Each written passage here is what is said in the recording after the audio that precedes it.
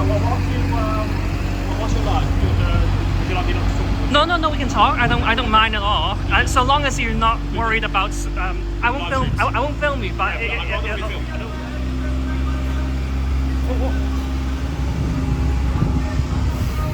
What about sound though?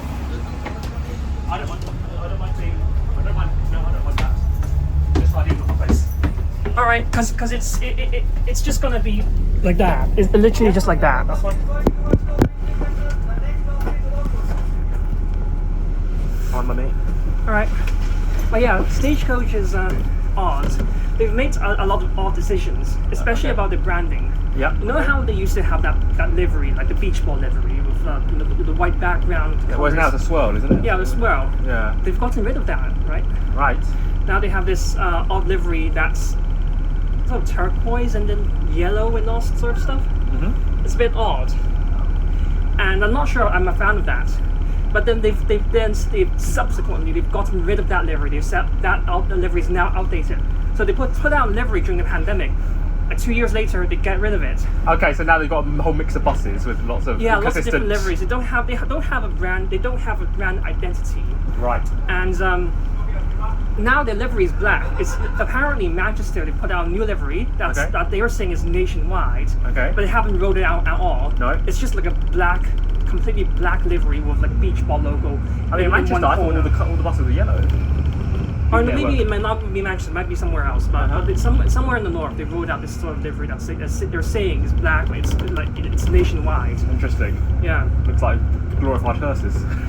Yeah, but it's not just that. I think in terms of like, I talked to someone from Stagecoach, and they say that their planning is top down, as in every single route they plan has to come from head office. Like the head office plans all the routes across the nation, and that's crazy because they don't know local needs. Yeah, it should be local, which is what Go Ahead does. They know how Go Ahead does. There's not a nationwide Go Ahead brand. No. They obviously buy up all different bus companies, but they leave it for local managers to sort of manage their. I don't know off the top of my head who does Go Ahead, where does Go Ahead. Well, for example, like just in the south, like more bus, right? More bus, or Brighton Hove. Thank you. Or Metro Bus. That's sort of all these sort of local operations. Thank you. They also have operations in Bournemouth as well, but it's all different. Okay, but companies. Basically roughly where the Thames Network is. Yeah, okay, but they also have stuff up north as well. Transit as well. So, but my point is that they leave the local operations to people who live in that area, the managers who work and live in that area. And the head office just kind of takes a wider view. Yeah. Whereas Stagecoach is very much top down, and I think that's that seems to mean that their routes aren't planned that well, and it seems to have all sorts of implications. So I think Stagecoach hasn't been doing that well. And the other thing is the ticketing. I don't think the ticketing, and you've said their app hasn't been that good as well. No. At the time, you can't even get access timetables sometimes on Stagecoach. Yeah, so Crazy. How the ticketing machines. I think there's a problem with the ticketing machines. No, because it seems like on Stagecoach. Yeah, on Stagecoach. Yeah, because they have the. It's kind of like a C shape, right? Yeah. Yeah. No. Well, on most the C shape, that's a ticketing machine, right? Yeah. But on most of the buses, I think around the country, they tend to use this other machine, which is called a ticketing machine, which is actually C shape. Okay. I think that's pretty nice, but they use the other one, which is just like a grey box thing. Okay, fine. And the reason why that tends to be worse is that, firstly, I don't think that machine. It's a lot slower than the other ones as well, and it doesn't. And that machine doesn't inherently support, for example, QR codes or mobile apps and stuff like that. It's got all loads of problems. I can't remember off the top of my head as well. Sure. But the point is, it seems Stagecoach hasn't been that well in terms of First Bus is great though, but you don't have First in Kent. First Bus is that Oxford? So First Bus is, for example, in Bristol, in Norwich. Thank you. They're based in Aberdeen, so the head office is in Aberdeen. Right. And they're obviously in Glasgow, so also different places really. So, like, I think that First Bus, it used to be First Bus sucked in terms of unreliability, cleanliness, and just managing the brand, having a reputation. But it seems like they have got things under control right now. For example, in Bristol, they just launched a new tap and go system where, like in London, you have to use your bank card to tap on. Good. Now in Bristol, they have that, and you can also tap on and tap off. So for longer distance routes, you've got that shorter distance sectional fares, cheaper fares for shorter journeys and also. And they've got capping as well. So within a day, it's like some certain amount that you get a day ticket for.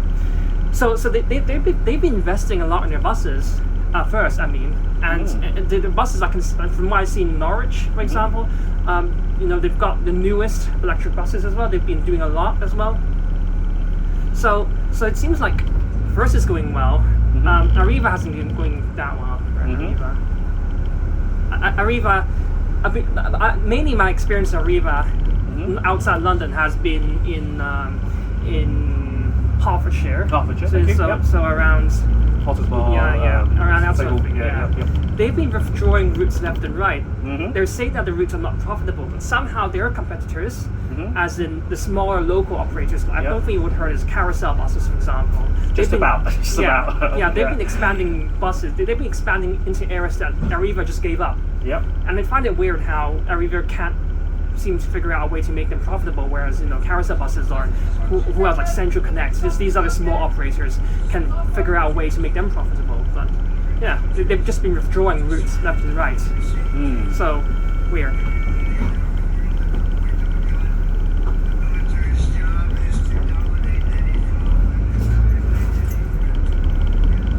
Do you like trains as well, or? I'm more of a train person. Yeah.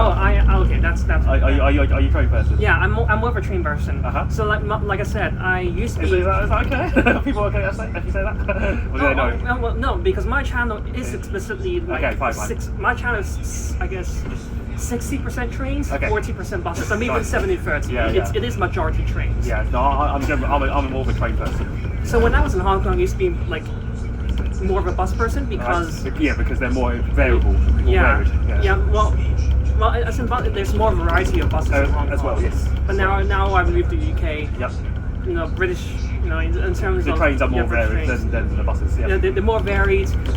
More stuff tends to happen. Yep. More drama. Yes. I'd like to say it's like nationalisation, all that with the Basel thing, and planning schedules, that sort of thing. That's sort of interesting because I like planning. I like Me too. I'm on the real-time trains app. I like to view problems as a puzzle to solve. Like you've got stuff like train cancellations or infrastructure problems or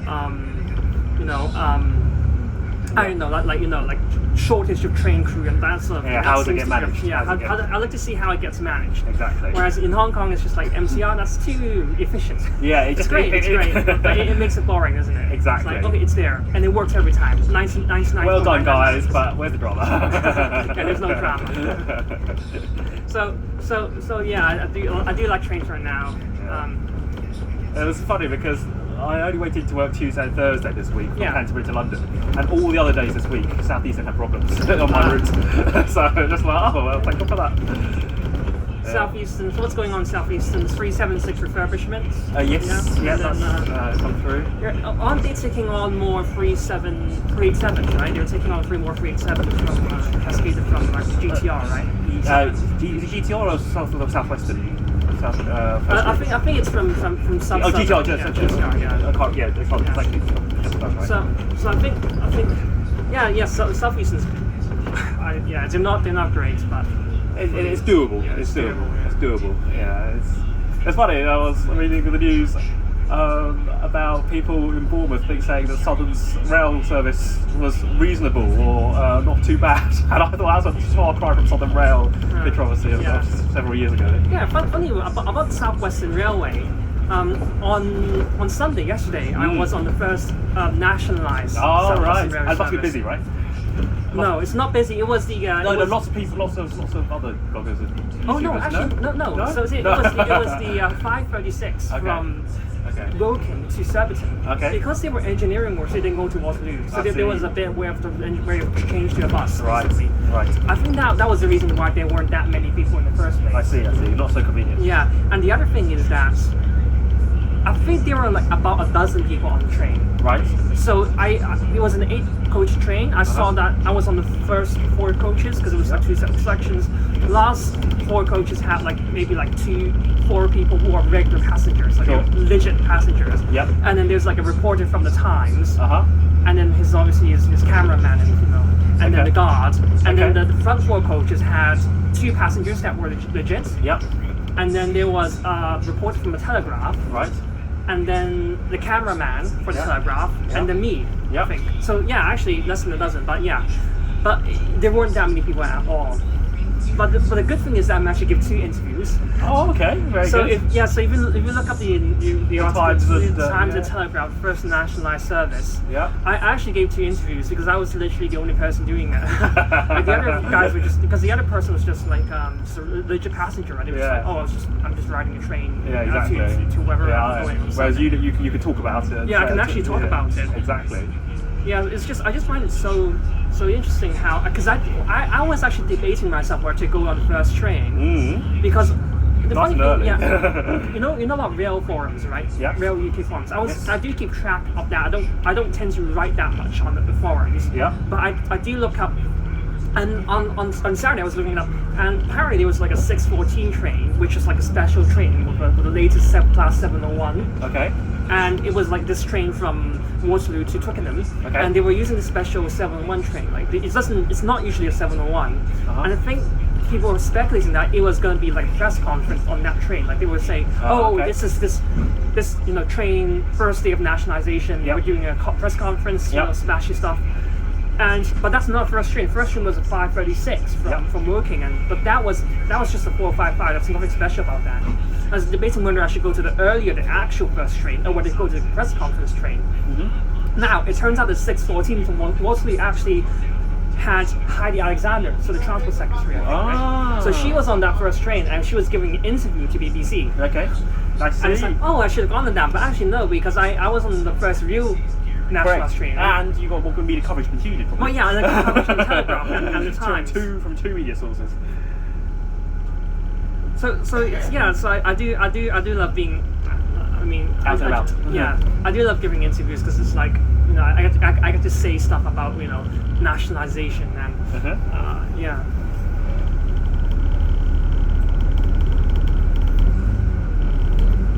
But yeah, basically what I said was that there's nothing has changed about the trains. They're all the same colors, the same people. Yep.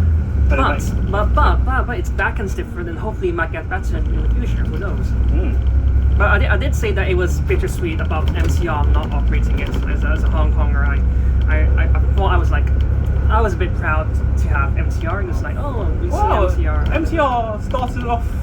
I don't know. I think MCR on the Elizabeth line have got mixed reviews, but I don't think they can be blamed for all of it because of its network rail, isn't it, on the Reading branch? Yeah, that's right. That's yeah. So I just featured it like there. Very Yeah, good. there's like 27-year-old experimental physicist at University College London, and he's just sort of trying to paint me as some person who somehow finds time to ride all these trains and buses by being a PhD. So like, okay, yeah, I'm just doing it on the weekends. Yeah, exactly. Well, it tries to make you look very, very clever, I suppose. Very organised, very clever, very organised. Yeah. Try to accentuate your abilities. But yeah, I love the railways. My favourite trains are the 390, Pendolino. They're still my favourite trains. Okay, thank you. I've not done a Pendolino yet. So what's your favourite train? My favourite train. I do quite like the 37X rolling stock because I use it so often. What 37 what? The Electrostars. Right, Well, I'm so familiar with it. Yes. That's one big reason. Yeah. And the refit is helping. Oh yes, The refit is helping so much. Aircon and USB and plug sockets and cables. It's lovely. Some of the it's not a very good answer because there are obviously loads of trains in the country. I know that. Yeah. I don't know what I think about the GTR. Not GTR, GWR. 37s. Yeah, I'm not sure. I think I've got some good things, and I think I've got some things right, but not everything. But just asking, but what do you think is different? Like, they're both electro stars, but what makes you think the GWRs are not sure versus the other electro stars? So let me get this right. When you say electro star, are the GWR ones the ones with the old toilet units or the new toilet units? Because like are you talking about the ones that were introduced in 2019? Okay, so yeah, so the fancy long distance ones. Yeah. Okay. Those ones, I think, are they electro stars as well? Well, yeah. Which ones are you thinking about? No. Ones? The other ones are the more commuter units. So like the branches, the Thames branches. Oh, those are. They're not electrostars. They're turbos. They're what? They're turbos. So Class 165. Turbos. Because you see them on the Southeastern commuter routes as well. I think. On the it seems similar kind of. Yes. Although they're the ones different well, as in owners, they're yeah. so as in the GW ones on the branches, the Thames Yes. Valley branches. Yes. They're turbos. They're the diesel trains. Diesels. Yes, but they have the same shell. Yes. Roughly speaking, as the ones in the Southeastern, which are networkers. Networkers. They're both networkers, but ones are diesel, ones are electric. Thank you. Okay, that makes sense. Yeah, sorry. That's what. Okay. I think the long distance electro stars. I think it just feels a bit. The GWR versions feel a bit sanitized. I feel like the colour scheme is just a bit plain. Yeah. I don't feel. I feel like the white and green is just not enough. Yeah. I just maybe I'm too used to Southeastern's dark blue livery. No, but, I do agree with that. I do think that the GWR interiors do leave a lot to be desired. Yes, exactly. Like for instance, the window blinds. It's a bit of a. I get it. It's a good idea, Yeah. but at the same, but it's the execution is a bit. Yeah. It feels very like an airplane, you know. Yeah. It's very functional. There's not much thought's gone into the. It is a shame. I do find the GWR trains, not just Electrostars, but the Class 8OXs, or the actual long distance trains, right? Thank you. Yep. Okay. I do think that they are quite unfortunate in the sense that, well, I guess GWR's interior colours aren't that great to begin with, but in particular the Hitachi trains. As you said, the Hitachi trains, the window blinds, right? Yep. So when you talk about those trains, I just find that because they were specified by the DFT, the Department for Transport, and not by a train operator, the Department for Transport specified in a way that's such that it costs the least. Right. But it's also not great for passenger comfort. You notice the seats are quite hard. Yes, I remember thinking that. Yeah. So it's because they specify the cheapest seats that met the minimum safety requirements, and that's it. They didn't specify, they didn't try to make the seats comfortable. No, not padding. Yeah. Shame. My friend lives in Swindon, or near Swindon, and he's upset that the dining service got cut. He was, I think you have to be last orders out of Bristol if you're heading to Paddington. Yeah. It used to be Swindon, so you used to be able to eat on the train. Yeah, I think that it's just overall they're trying to make the trains more metro-like in a way. Yes. So as in, it's hard to describe it in words, but I just feel like it's a sense of in the future they just want the bare minimum, and it's like they want a train to be run by because the dining list doesn't mean that you have to provide more staff, right? You've got a chef and employ more people, attendants to wait on people when we're dining. So that's why they cut it, because they want trains to just have a driver and a guard, and that's it. They don't. They just want to get away with 3 people per train, and nobody else. Minimum staffing levels, minimum service levels. Yes. And so that's why they've got rid of the dining. It's really unfortunate, but it is. Just the way how the railway will be going forward, I think. Oh, super. Yeah. Been on all the super loops. I've been on the first SL1 as well. Very good. Yeah, so I've done all the first buses. I've been on SL4. I've been on the first one at 5 o'clock. Be it Grove Park. Grove Park. Oh, to Canary. Yeah, Grove Park. I had to be there at 5 in the morning. Yep. So I had to take a night bus. And it must be 3 hours on night busing. Oh yes. Any changes? Must have changed. There must be changes, right? Yeah, it's the Central London. Goes to Central London. Yeah, the 13 into Central London, and then take the whatever like and something. Yeah. Yep. Very good.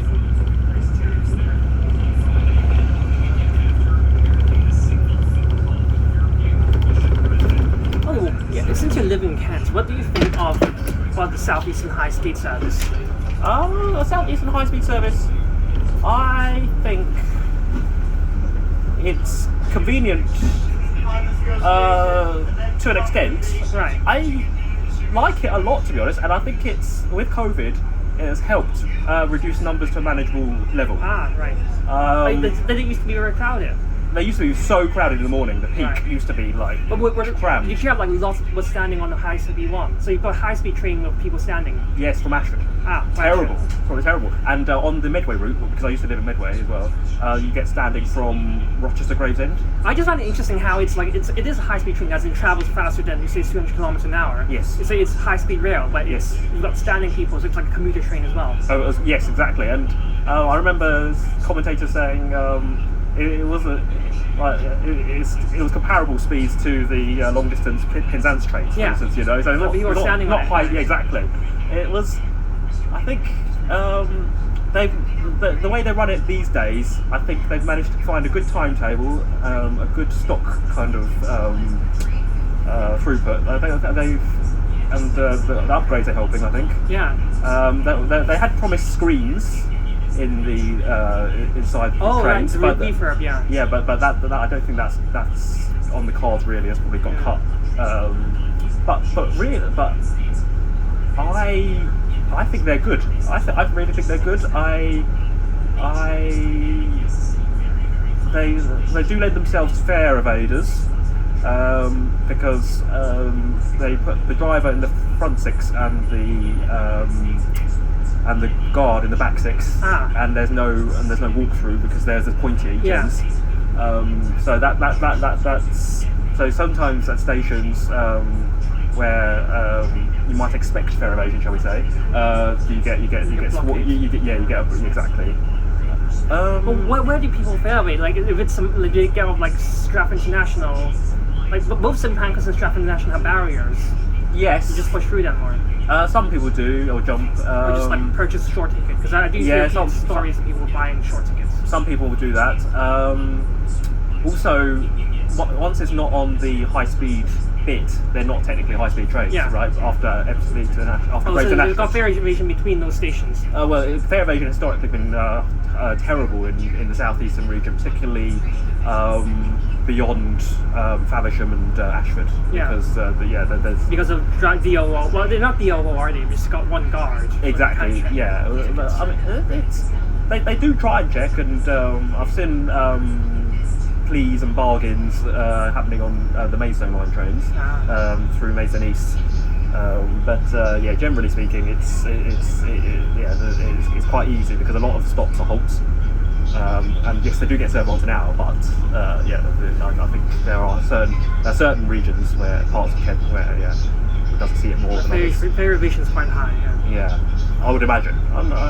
But yeah, no, I do like the Javelids, but I don't tend to use them at the moment because I travel to London Bridge, and it's easier to get it's just more convenient to stay on one train all the way through Tunbridge.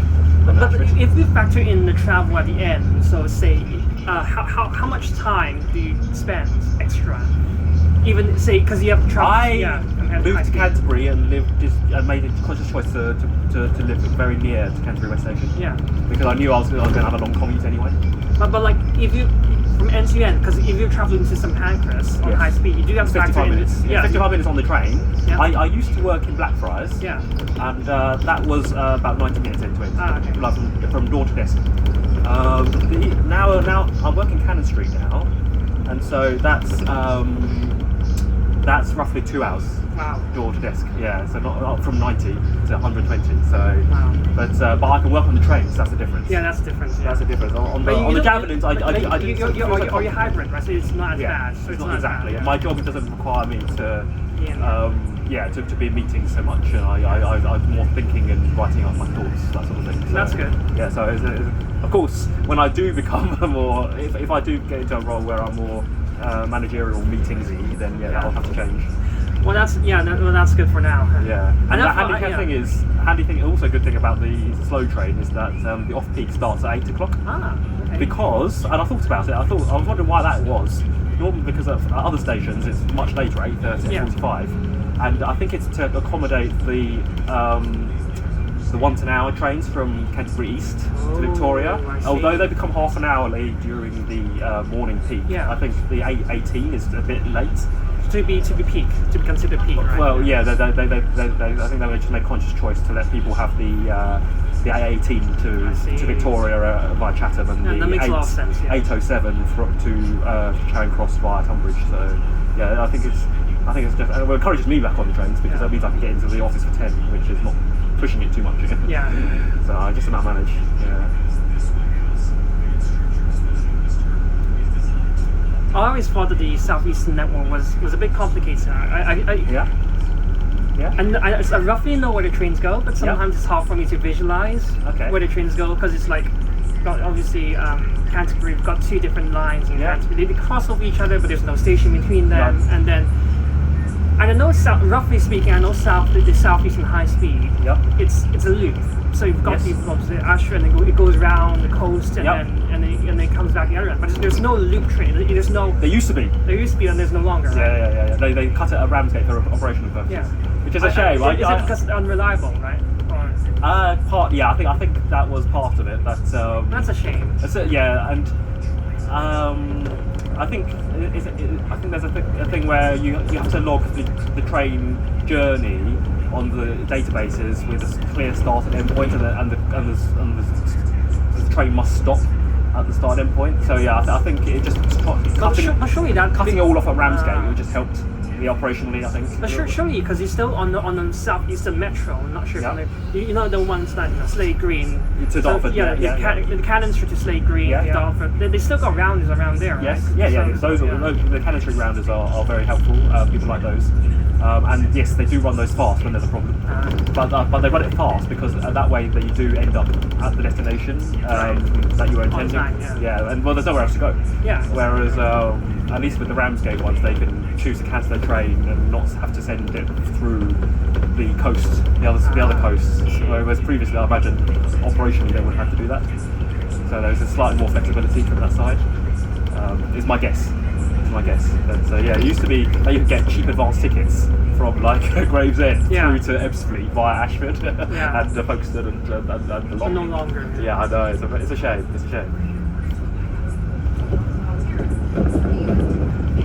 And they did one time.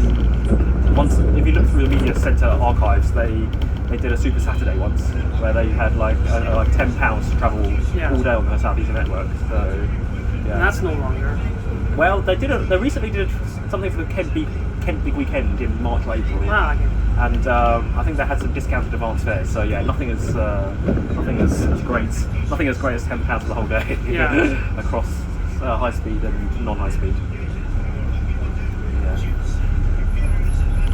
No, I'm loving the rail sale. I managed to get myself to Liverpool, Manchester, and York for the first time on my train. So pleased about that. Good. Yeah.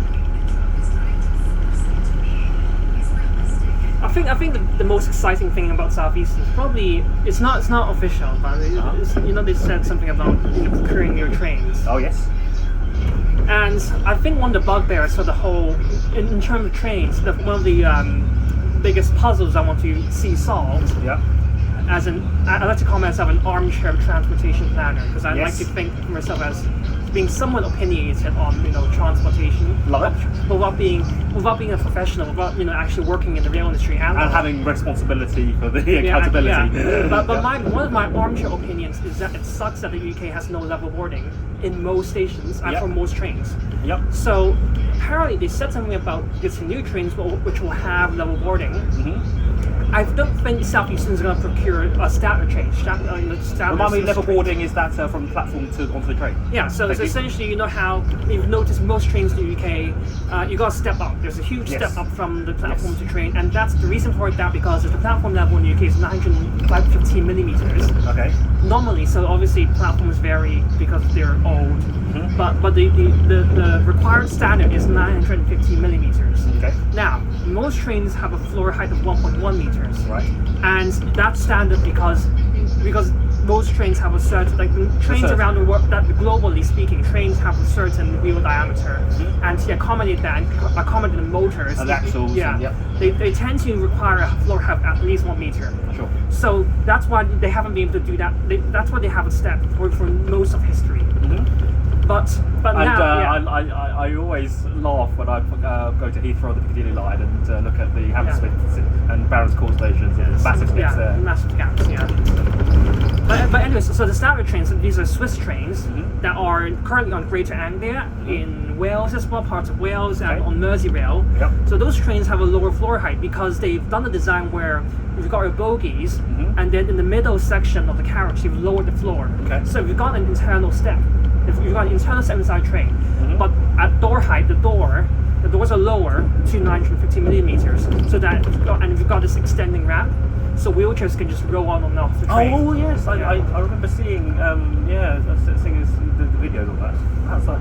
That's really cool. Yeah, that's really great because you no longer need boarding ramps for wheelchairs, which is much less stressful if you're in a wheelchair. Yes. And it's not just wheelchairs. If you have luggage, if you have pram, a baby or something. Exactly. We've got and you might not be so dependent on the staff availability as well. Yeah. Exactly. And staff will need to do.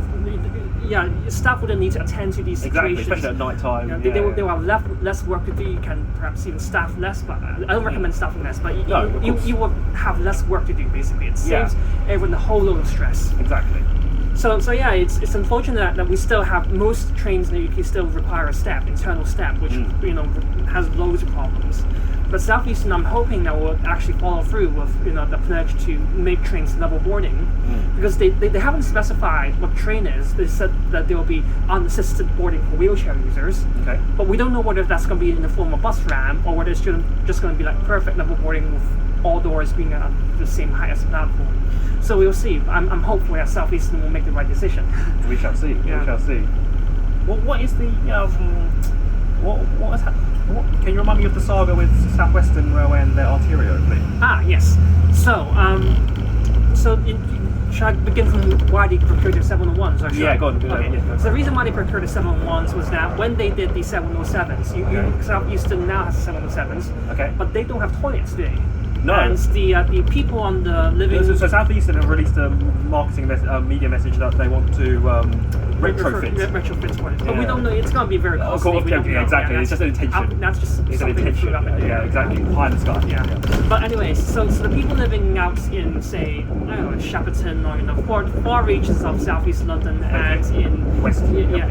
So they said, we hate trains that don't have toilets. Okay. They don't have toilets, we've got hour-long journey times plus. Yep.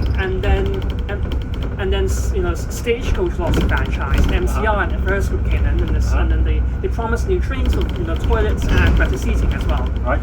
And so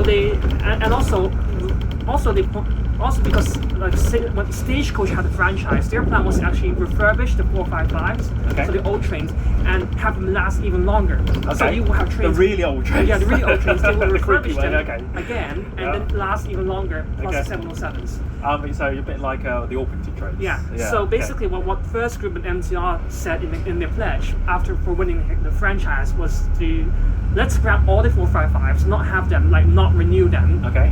And then also to sell off the 707s, not renew the leases. Right. And then let's just have one unified fleet. Okay. For the whole suburban network. Wow, that is a lofty mission. Very lofty mission. And I think on paper it makes sense because if you have one fleet for their entire network, then it simplifies the maintenance, right? And then also you can have toilets as well, which which is good for passengers, and you can design better seating that makes sense for a suburban metro sort of service. Yes. And so it kills three birds with one stone, really. Yes. Nice. So that's why they had that franchise. That's why they won it on that basis. But then the problems came in 2019 when there was a dispute with the guards because they originally wanted driver-only operation on the trains, which means that no guards, they'll sort of either retrain guards to be in some other role or fire them or whatever, attrition or whatever.